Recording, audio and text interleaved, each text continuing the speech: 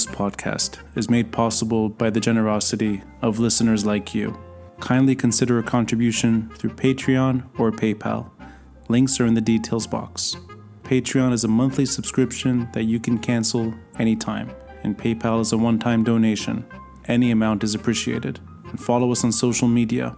We're on Facebook, Instagram, and Twitter, the handle, the Beirut Banyan. And you can find us on our YouTube channel with the same name, and you can start watching the episodes as they're released. Thank you for listening, and thank you for watching. I'm Ronnie Shatah, and this is the Beirut Banyan.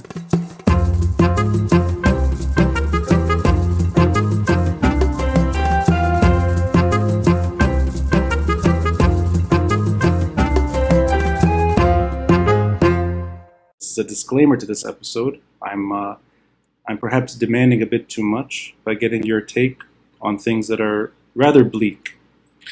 But that said, you are both voices that I admire, even when it's late at night and both of you probably just want to be in bed and not worry about me.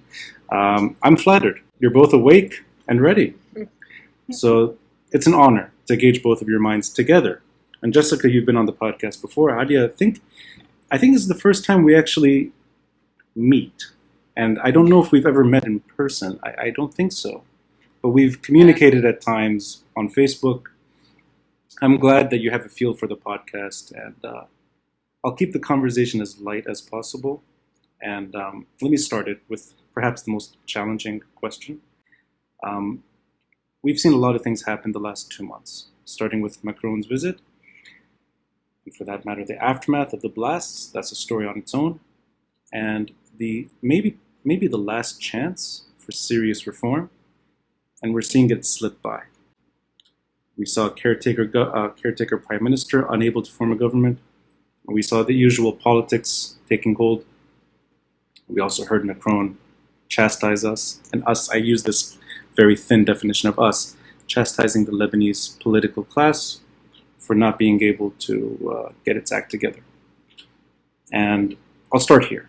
And maybe, Ali, I can begin with you. Am I being too bleak by saying that this is really the last chance? Am I being too pessimistic in assuming that if we don't get these things done now, it's over? Or do you still have some hope that the French initiative, and maybe we can sort of focus in on that, by default, it's the last chance, and that's the only way out. And now it's a time of paralysis, rather than collapse, rather than outright chaos and anarchy, that it's just a paralyzed situation. And it's a waiting game, at least for the time being.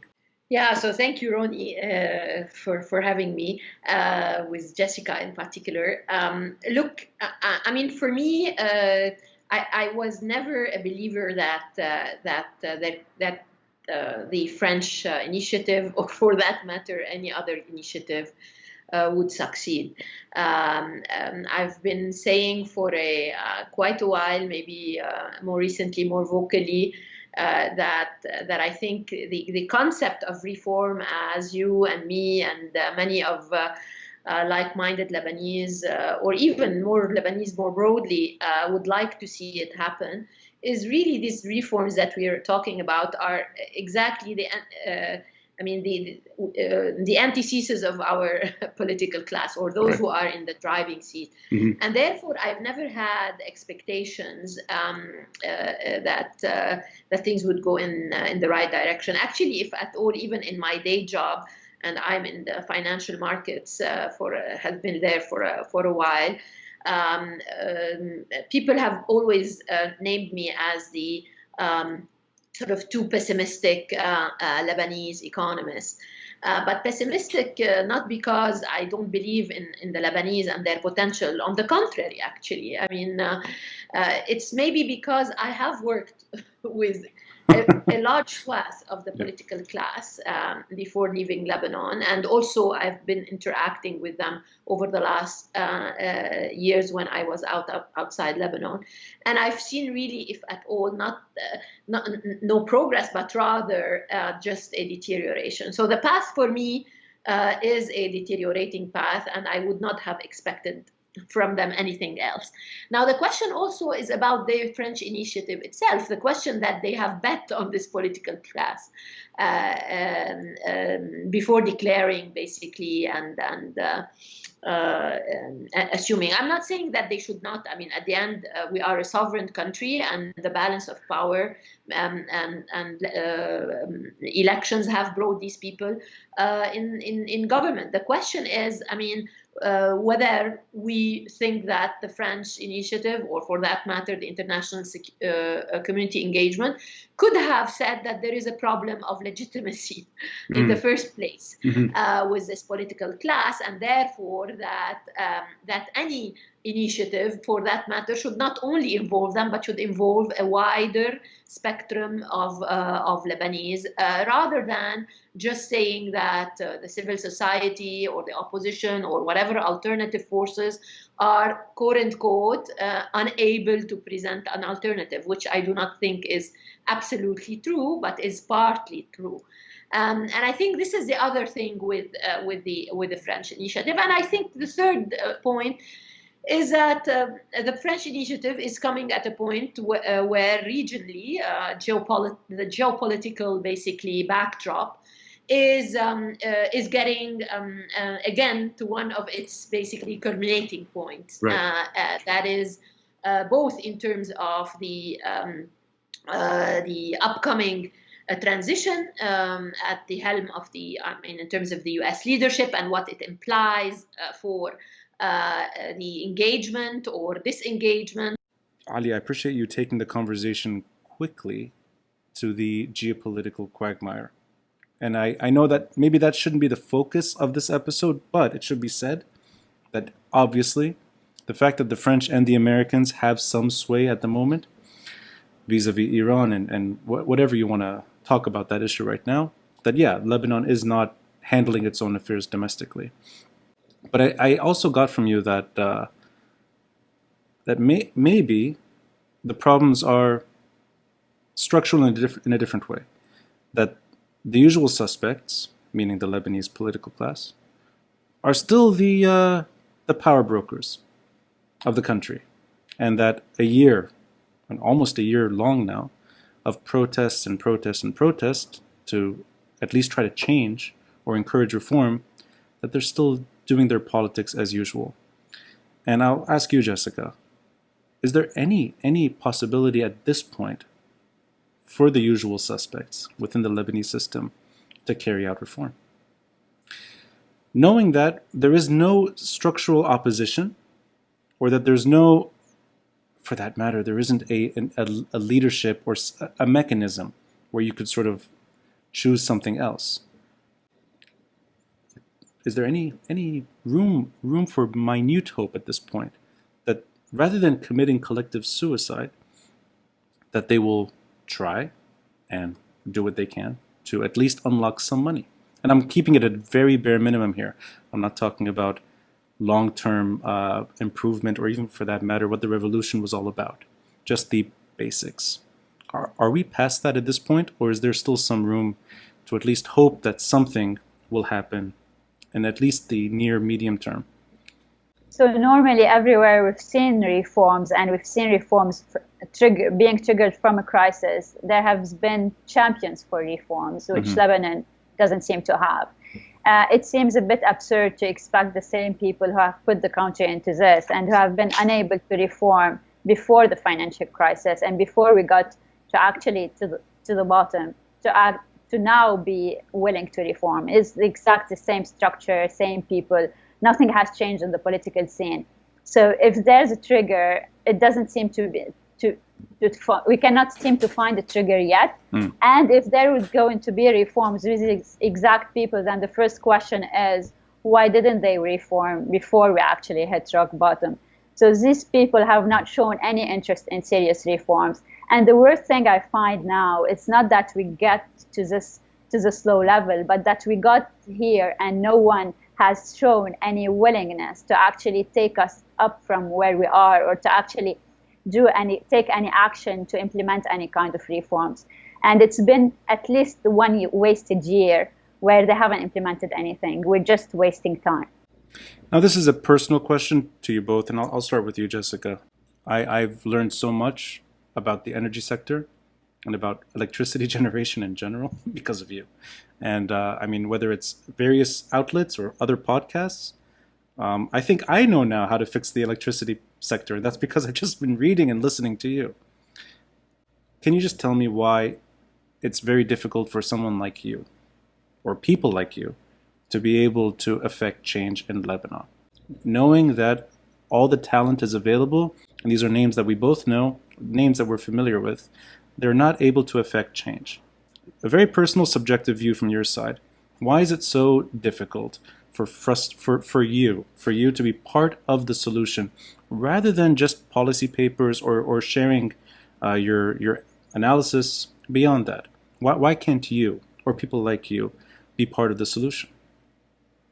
So I don't want to just speak about myself. Lebanon has a lot of talent, whether domestically or across the world, and the Lebanese people have built and contributed to many nations across the world and so many different sectors.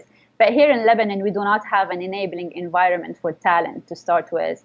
And people who are talented normally try to stay outside of the political scene because of how dirty it is and because how much they try to drag you into the dirt. That's one problem. The other is that we've seen that the politicians prefer loyalty over competence. And I understand that people who get to power normally everywhere in the world bring their own people. The problem here is that they bring their own people, but it's not the best talent. It's not built on competence. It's not built on skills or expertise. So we're just bringing in people who are just going to be yes person. And this is sadly how we got here in the first place. So there are deadlocks, but also we've seen lots of mismanagement and lots of policy failure and lots of actually mere incompetence. So this royalty over competence, and I like that framework. It's such an unattractive place for experts or analysts or whatever to sort of jump into, because it's automatically playing by the politics as usual problem. And Ali, I'll ask you, do you share that kind of sentiment, that it's almost like a schism between the people that have ideas that are practical and real versus the long-standing sort of dinosaurs that we're too familiar with? Do you see that kind of divide? Well, yes and no, and maybe because I'm a little bit older, I should say, and I have the benefit of having really worked in this period in the administration in Lebanon, where really there were a return of talent, and that was really in the 90s until the early 2000s. And so I am one of those who believes that we made it in a certain period of time, maybe with a lot of the same kind of political decor, I would say, in terms of the same sort of political class running the show. But I think what matters, the difference between that time and today, despite them being the same, is the deterioration in terms of really shunning away, destroying competence, and privileging clientelistic loyalty, but also increasingly more within a sectarian realm. I just give an example, just to maybe before, if you were from a given sect and somebody else found you competent and intelligent from a different sect, then they would still vouch for you and promote you and say, well, this person is good. And now no, there's no way. I mean, the leader in sect A tells you, look, I really like you and you're competent and you could really fit the job, but you have to go and talk to your party affiliation, right, or to the leadership. So there has been this change that in itself has also been more exclusionist, but I think even more we have seen both within the administration but also in the private sector, people leaving because increasingly not only within the administration you became more clientelistic, but also in terms of business elite to government elite relationship, it has turned increasingly more towards extreme level of state capture. And so that drove away talent, at least in terms of being at the helm of reform processes. Now, whether there exists still reform champions or not, I think there still is. There are much fewer than 20 years ago. The only thing is, of course, that they are now in a much more difficult, non-conducive environment for reform. And maybe I'll end on this because maybe, again, I'm an economist and I always try to think in terms of supply and demand. I mean, to move the reform process forward, I think you need to have a supply of reform and a demand for reform. So over time, we have seen the supply side, because it has become more and more clientelistic, the administration, and the public civil servants usually are one source of reform projects, laws, programs. So the fact that they were captured by the political class, they become increasingly, not all of them, but a bigger part, more subservient to it.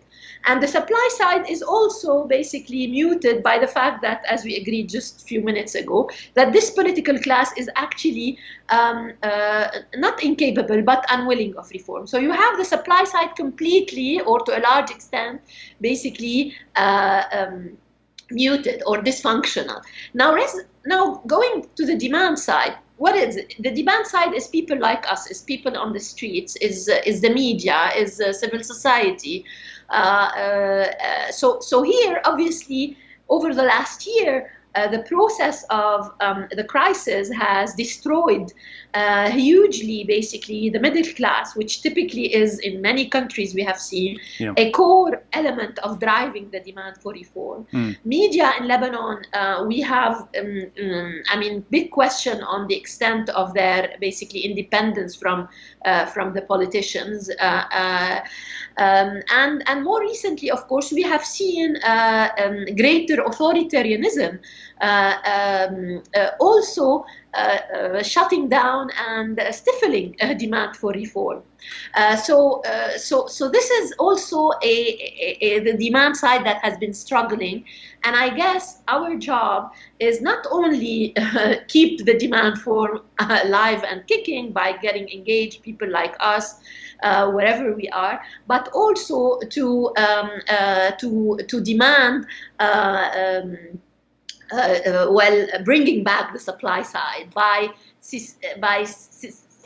system-wide, basically, kind of reform, whether it is civil service reform, procurement reform, ways to basically break the capture of politicians of the state, and reduce the level of state capture. I'm going to say it from now. In all the episodes I've done about reform, this is the first time I've heard the supply and demand of reform. And that should be a course in Lebanon. And that's a very good, I enjoyed the framework that you just spelled out. And I like that you take us back sort of several times to the early 2000s, but more importantly to the early 1990s, just after the Civil War ended. And my memory of then, and I'm not going to ask how old you are, I would never do that. But let's just say we're all old enough to remember that phase. I vividly recall a far more positive environment, even though the country was, in a way, worse off. It's just emerging from a 15-year civil war. And, we talk about electricity problems now, but in the early 1990s, electricity was extremely unreliable. Infrastructure was destroyed during the war and was being rebuilt. And I know things are very bad right now. And I know the lira is far worse than it's ever been. But maybe the ability to affect change seemed more likely back then. And I want to understand why.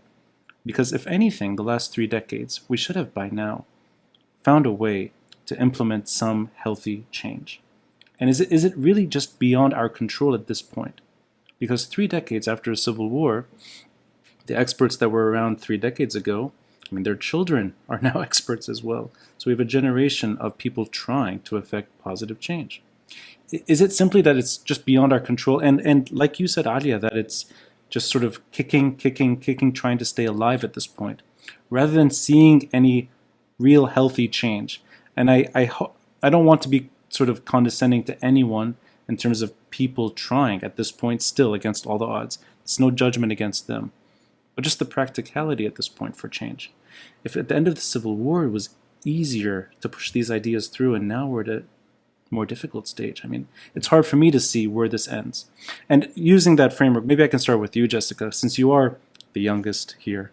We can ask you at the beginning, sort of, what you think of in terms of your own sort of career now, and whether or not you can actually affect change at this point, or if it's beyond your own control.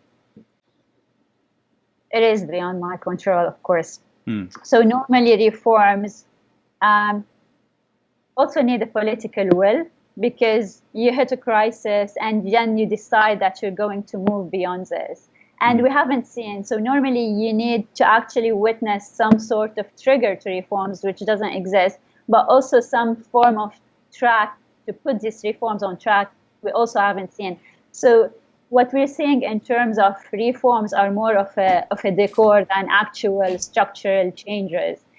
And it goes beyond one person, whether it's me or anyone else, because it's not only technical. So you have a political situation to navigate, you have a financial situation to navigate, and you have technical issues, which are all interlinked. And you need to have an actual plan that includes all these factors to be able to do that. And reforms have to be a collective effort. It has to come from the government side, it has to secure citizens buy-in, and it needs to also secure private sector buy-in. So it cannot be driven by one person, but it does need a collective effort. And this collective effort has to start with decision makers. And the decision makers we have today haven't decided to actually reform. And I find it quite hard to actually expect them to reform anything. So the burden is still on them to at least lead the charge of reform. That they have to initiate they have to create the platform. And it's the same group of people that are hell-bent on keeping the status quo. Is that the dilemma? That they have the key to reform, and they're actively choosing not to. And then the other side, the experts are still not able to sort of push themselves inside. So you need to get to power to actually be able to change anything. Otherwise, you're just, if you're outside, you're an activist. You have to be inside to actually be able to drive anything. And sadly, to actually get inside in the political situation you are in. So you have so many conflicting political issues, geopolitical issues, and you have vested interests that it's very hard for those people to let champions and other people who can lead reforms to get to power. So you need a specialized government that actually has some sort of, I'm not going to say political consensus, but that can align at least the public. But you also need a government to be formed. And we've seen that these people who have blocked reforms are the same people who are also blocking the formation of a government. So what can you do? We're in a political impasse first before getting to a reform impasse. I'm glad you said that, actually. And that offers a question to Alia just about that particular subject. And I'll say the same thing to you, Alia. I learned a lot about the economy and finance from you. And I think all of us have been learning from each other in different ways the last months. And your own take on the finance ministry debacle, which is, I guess, still an ongoing issue. Although I don't know if it's sort of headline news right now, but it's still there. You have a clear problem in that the government cannot even figure out who the finance minister should be. You have money sort of being offered in return, figure it out and you'll get funds. And here we are. I mean, it's sort of deadlines pass. There's a caretaker government indefinitely. Let's assume that some basic funds are unlocked. And this is for more, let's say it's purely humanitarian at this point, not sort of, not meant to do more. What do you see happening? And from your side, as somebody who's sort of been around for some time, watching this rapid decline, and you've also seen sort of more positive years behind us, but how do you see this turning? Is it the threats of chaos and uncertainty are louder now. And let alone the human toll. I mean, it's been so painful to be in Lebanon this time. It's really, really tough on everyone. Is it paralysis where we are right now for an indefinite period of time until one day some IMF money shows up, or maybe some CEDRE funds are sent over? Or is there a real possibility for breakdown at this point? Not necessarily not necessarily the uglier version of breakdown, which we know from the 1980s and late 1970s, but a breakdown where the country is ungovernable and there's no infrastructure to work with. So I mean, it's again a purely subjective take from your side. No, absolutely. I mean, look, this is, again, I remember on January 1st, I was like thinking, okay, so what's my outlook for 2020? And, and I went out and said on Twitter that 2020 for me is great year. Is the year of the economy and national security. Because I mean, and I have been always, maybe because also I lived through all the episodes of war, and I could remember how things deteriorate quite quickly in Lebanon. So I always thought that, I mean, the gravity of the economic situation will itself dictate the right political decisions, because I was seeing how big the problem is and where it could lead us. And I thought that this, by explaining it to the politicians, and you all know that we have been doing this for many months, the scale and the gravity of the situation will be enough to push the politicians to take the rightful and timely decisions. Obviously, I was either naive or now clearly wrong. And now that I reflect on why they did not take the right decision, my only explanation is what is unraveling over the last few weeks, which is that letting the situation deteriorate by giving up on less and less of the privileges that they have acquired for the past 30 years and by impoverishing people more is the best way for the current political class to actually reconsolidate power. And how is that happening? I mean, you can see it through what's happening in the economy, right? I mean, the adjustment is brutal, is destroying not only people's lives and capital, but also the societal fabric in which we are living. I mean, what we are seeing, okay, so we defaulted on debt, so and much of the debt, at least the domestic one, is being inflated through, is being basically due through a combination of devaluation and inflation.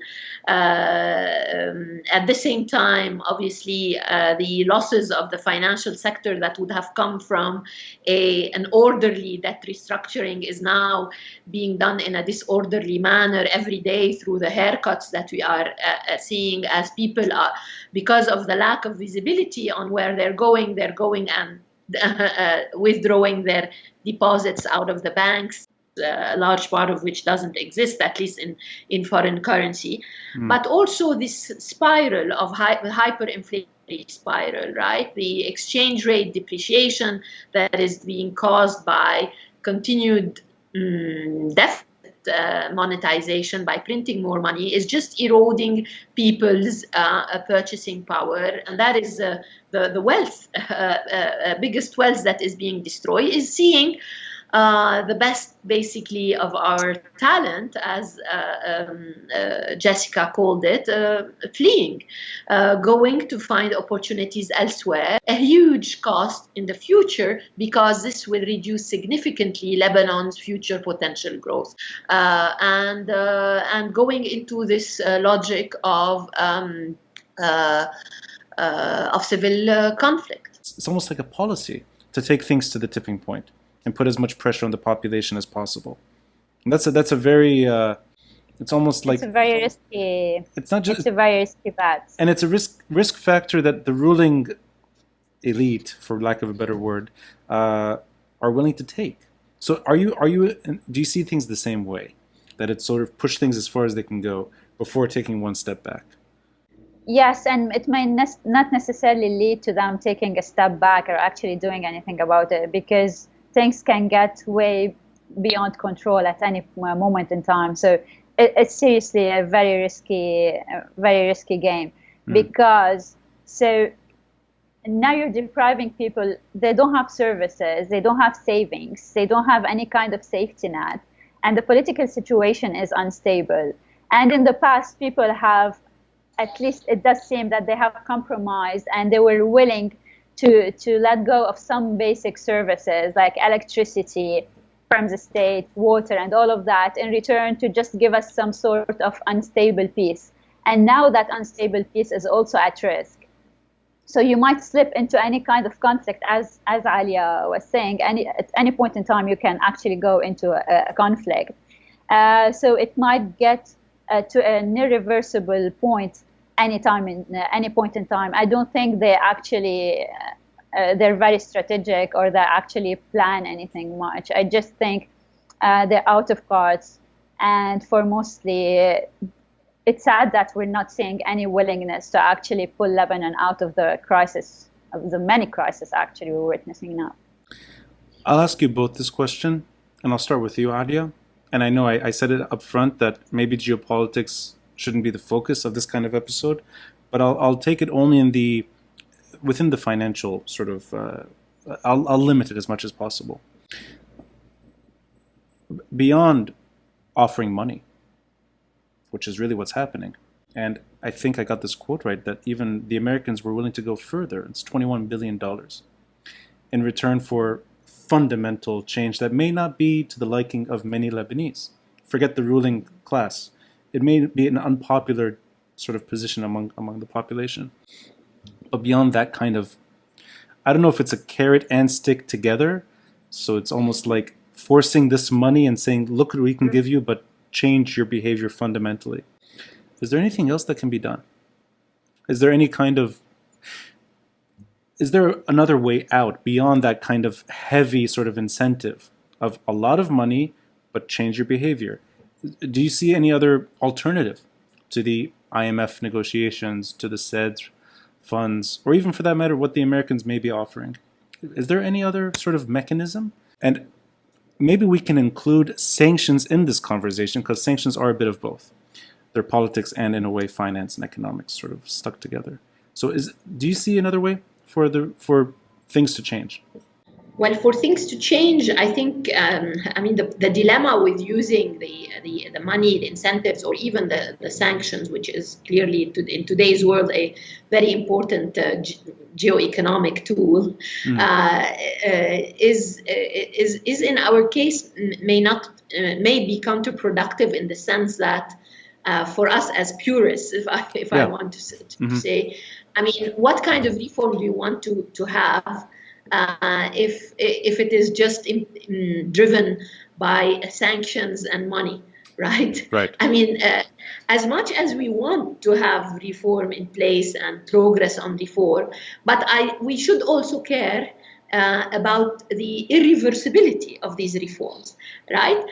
Because that's the only thing that will bring those Lebanese who are now waiting for the planes to take off and who have tears in their eyes, for them to commit to come back. They want to make sure that they don't want to go through this yet another time, right?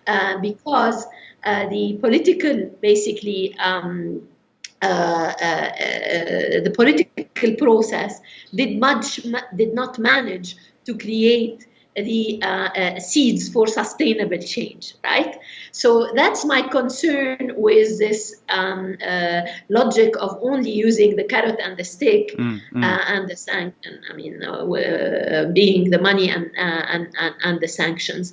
It may be useful to be used tactically, maybe to drive a process for a transitional period. But fundamentally, for us as citizens, I think what we should care about is about having strategic shifts in the landscape in which we are operating, and that can only be sustainable if it is organically sown and promoted and developed. Yeah, so that's in a nutshell. And Jessica, this organic framework that Ali is describing, is the burden on civil society to create something at this point that could serve as an alternative? I mean, how would you see an organic sort of effort sort of sticking this through and ushering in a situation where reforms are not temporary, that they're permanent? Because at this point, I don't know what that looks like. And even if you include elections or anything that's sort of politics as usual in Lebanon, I don't see that. So our answer is sort of limited to civil society just pushing and pushing and pushing, or is there more than that at this point that's necessary? In my opinion, if we want to see sustainable reforms, we need to also, and it's a key requirement to build institutions, and we need to have a framework that can bypass at any point in time major political influence. So you need to have strong public institutes. Strong institutes are a catalyst in actually driving reforms. And it's collective effort, so it's not just civil society by itself. So the Lebanese people are literally paying people, whether in cabinet and parliament, to actually drive, at least present some service, offer a better living for the Lebanese people, or to offer a better plan. So I don't want to put all the weight on civil society, because they're not, and I believe in accountability. There are people now in power being paid by the Lebanese citizens to deliver a better future. So if we're going to hold anyone accountable and put weight on any pressure on anyone, these are the people who should deliver first. And then the civil society should complement in pushing for reforms, advocating for reforms. And that comes through strengthening public institutes. And then that comes also with incorporating talent into these institutes, which would also stop that leak of and brain drain from the country. And it also needs the private sector who's going to be, because all the reforms would need investment. So we're hoping that it can come to a financial solution which would bring some sort of international support, but eventually the private sector has a very important role to play. So I find that it's again, I'm going to say it, it's collective effort, but the first people to be accountable to drive this are the people we actually hired in power. I'll expand on this question to Alia. Whether it's Macron's recent initiative or future attempts, is there a way for external players to encourage that today in Lebanon? Knowing that the most recent example, which we sort of briefly touched on, was stalled by a very visible sort of issue. And that sort of brought the worst aspects of sectarianism and politics as usual to the forefront, and it stalled. Is there a way to bypass that? And I'm talking beyond Macron, if there's an international sort of conference on Lebanon where you have sort of real effort. Or is there anything that can be done? Or is this at the end of the day really stuck in Lebanon? This is a Lebanese issue, and the Lebanese will have to figure this out. Because I'm trying to see light at the end of the tunnel. And I, like both of you, I don't want it to come from abroad. I don't want to have sort of a very short-term package that does very little and only guarantees like maybe a small window of stability. I want to see permanent change. So is there a way to bring all that together with the help from outside bodies and outside players, but also saying what Jessica just elaborated, which is, there's a collective problem and the solutions are collective, but they're Lebanese. I think we should both have the bottom-up approach and the top-down. So the bottom-up in the sense that ideally you would want to have a serious dialogue among the Lebanese, but but this is where now we are blocked, because basically, I mean, those in power are saying that those on the street, or those who do not represent or don't have a program, or they don't want to negotiate with us. And then it is true that we are seeing the Thawra movement still gestating or trying to develop a solid coalition, and we're not fully there. For various reasons, which you've addressed in many of your episodes previously. So ideally, you should have a national dialogue that could be met by a framework of international, basically, sponsorship that could push the dialogue away from the brink, which is a complete collapse and going in towards a civil strife, but also that does not preserve the status quo, which a large part of the society had perceived some of the international action to be just co-opting the existing political class. So I think there has to be something in the middle, and we have to work towards it. Because I think this logic of exclusionism that some in society talk about, we have to always, in my view, just insist on refusing this logic of excluding others but not refusing dialogue. So that's the important thing for me. And there's a very fine line. Now, on the issue of aid and whether 21 billion, I just wanted to say something. I mean, for me, whatever the package is, frankly, what matters is the program of reform and the sequencing. And to go back to the issue of the politics and the political economy of the program, I mean, receiving money in order to try and limit the extent of adjustment, whether it's fiscal adjustment or etc., in order to reduce the pain that will be incumbent on the Lebanese to go through in a crisis, may not be, again, sustainable if you don't start by the accountability part, i.e., many Lebanese in any reform program where you have harsh fiscal adjustment will probably not accept to pay higher taxes, see their wages cut even more after they've lost 80% of their purchasing power,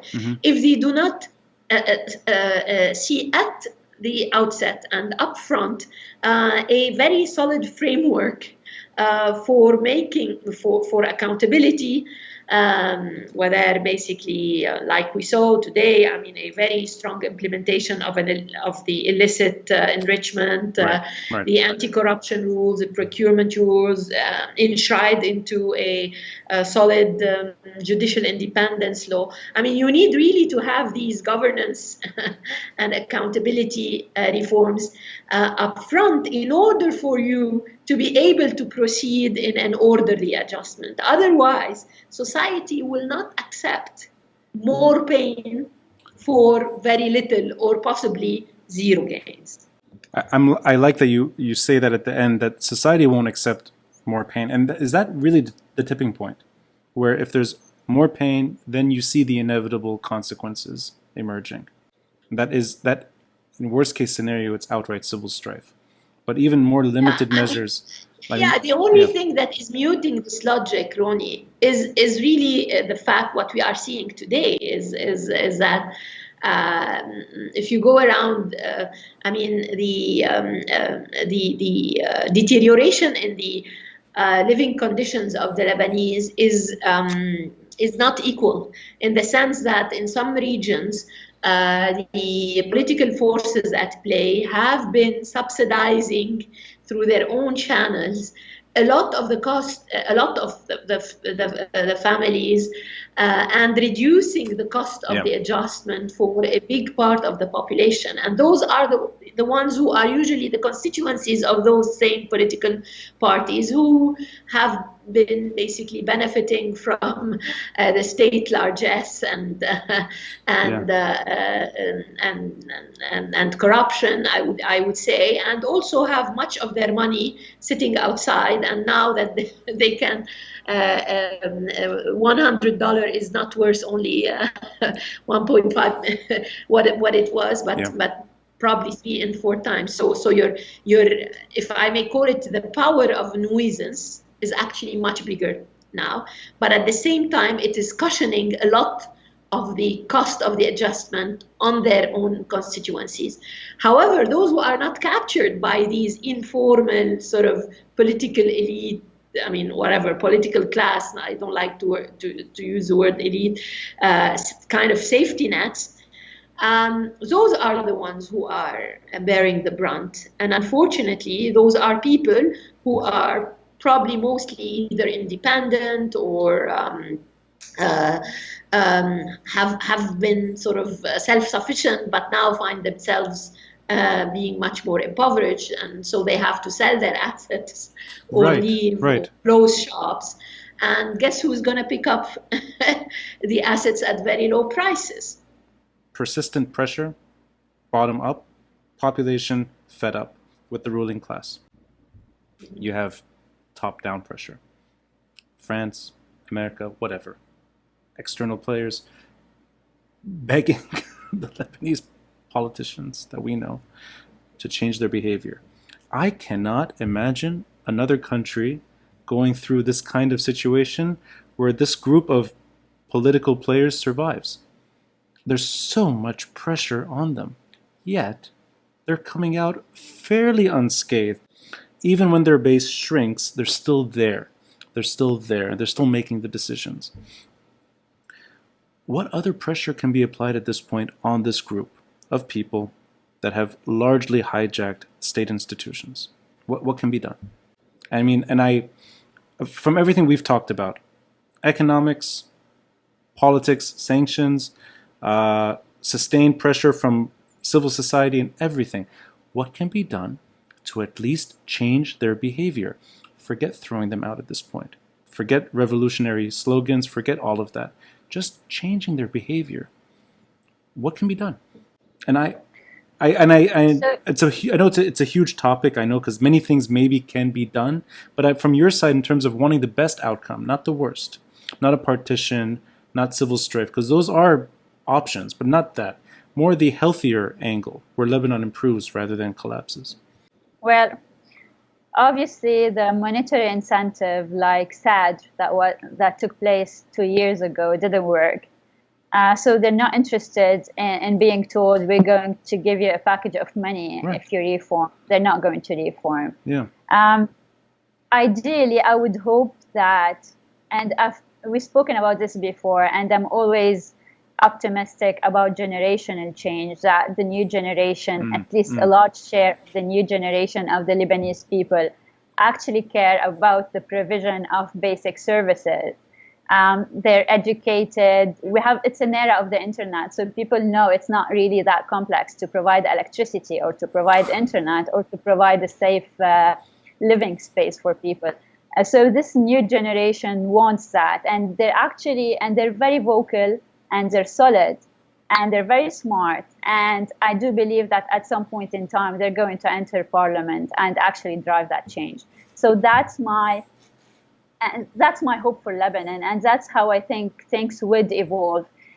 Getting there is going to be very hard, and I'm not saying this is something that's going to happen tomorrow or next year or probably the year after. Right. But also, and I want to try to see the opportunity and the crisis that we're living through. Many of the private sector companies are trying to upscale abroad, to provide export opportunities, but work opportunities abroad. Many of and I hope the diaspora would rally more and organize more to try to provide an outsourcing platform for the young people in Lebanon.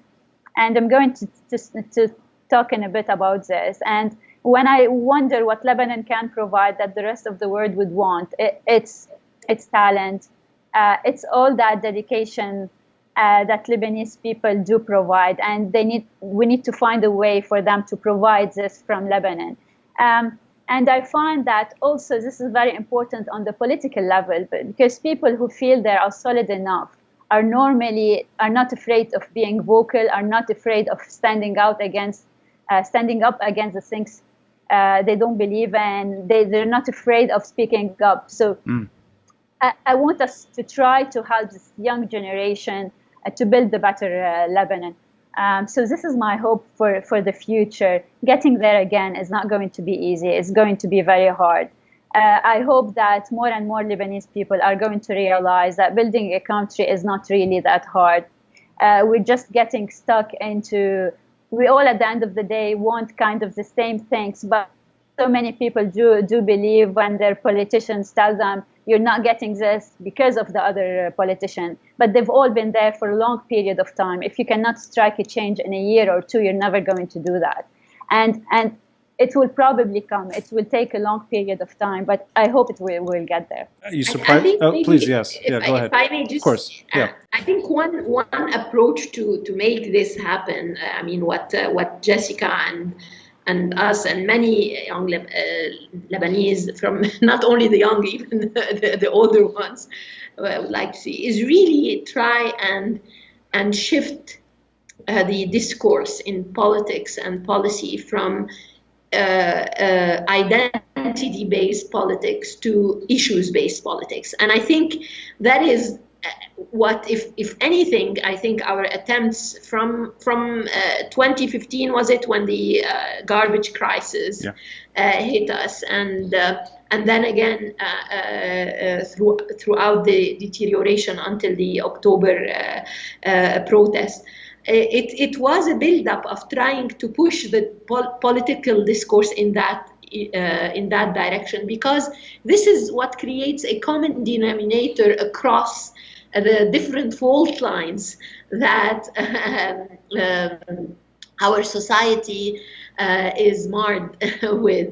There are many fault lines in Lebanon, but I think when it comes to issues-based politics, issues that relate to service delivery in particular, to jobs, to the environment, these are issues that bring people together. I mean, of course, we have seen divides mainly on interests. I mean, who's going to get this contract here or there, obviously. But again, I think what we have seen recently is every time civil society and society at large tries to push in the direction of changing the policy and the political discourse, we are being brought back into what you call in Arabic al-bawtaqa al-ta'ifiyya, the small alleys of sectarian politics. And I think we have to remain very insisting on taking ourselves and our surroundings, because unfortunately the last few weeks and the last few months have thrown us back in this sectarian abyss, unfortunately, in a dangerous manner. And it's only by bringing back, through evidence policy type of initiatives, like we have been doing, all of us, in different places. But maybe we should take stock and learn how we can do it more smartly, maybe not stay in our closed circle, go to the periphery, because everything is not in Beirut and Mount Lebanon. The country has where we need to change is also in the rural areas and in the non-urban areas. So I think insisting on this issues-based politics is a key element, I think, of the whatever changed paradigm we need to think about. I couldn't think of a more optimistic way to end this conversation, because I think it's maybe an unexpected way of saying that time is on Lebanon's side. It's just a matter of time, and this is maybe a very difficult moment. But long term, and I share Jessica's hope in the younger generation, wanting a very different country altogether. I think that is a very hopeful note. It's hard to see it maybe when you're in the middle of this very tragic sort of moment, but long term, it's hard for me to see an outright civil war in Lebanon again. And I think that's a good thing, that it's just too difficult to see that. Maybe short-term anarchy, maybe medium-term chaos, but long-term, it's just hard. It's hard to see the 15-year civil war happening again. And that's a good thing. And even though the economic situation is very bad right now, as Jessica was saying, and Alia, you're saying too, that, I mean, people can only take so much pain. And I hope in the coming years, and Alia, you mentioned 2020, January 2020, sort of looking at the year ahead. I don't think any of us could have imagined how painful this year was going to be in January. I really hope the coming years are kinder to Lebanon, and I appreciate both of your time. Certainly on us. Yeah, absolutely. I have done many episodes, and this is the first time we've had so many technical problems, internet, all the above, right? Everything could go wrong in this episode. Everything went wrong, and here we are smiling at the end. That's good. I think we're proving a point here that we still have some hope, even within ourselves, to finish an episode together. Alia, we changed rooms several times. Internet connection went and came back. Somehow, miraculously, Jessica, you survived the whole episode. I don't know how you did that. Even I have my camera broke in the middle of the episode. So I thank you, webcam. So Wi-Fi, camera breakdown, the country's falling apart, and You see? we're all smiling at the end for some reason. I don't really know why at this point, but we're ending it on a hopeful note. Alia, it's a pleasure to get to do this with you. We've communicated at times, private messages, but I appreciate your take on everything that's happening. And Jessica, thank you for coming back on the episode, and I really appreciate that. I always appreciate your views and your rather blunt assessment, and I think we need more of that at times. So it's very helpful. On that note. And thank you, Ronnie. I just want to publicly thank Alia for all the things she does for Lebanon, really. And thank you for having us and for having me on this. No, it's the pleasure is mine. So take care, guys. Great to be with you, really. It's a long overdue, and I've enjoyed it immensely. And more to come, I hope.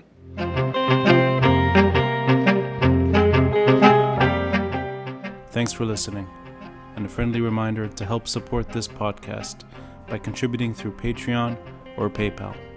All links are in the details box below. Until next time, I'm Ronnie Shatah, and this is the Beirut Banyan.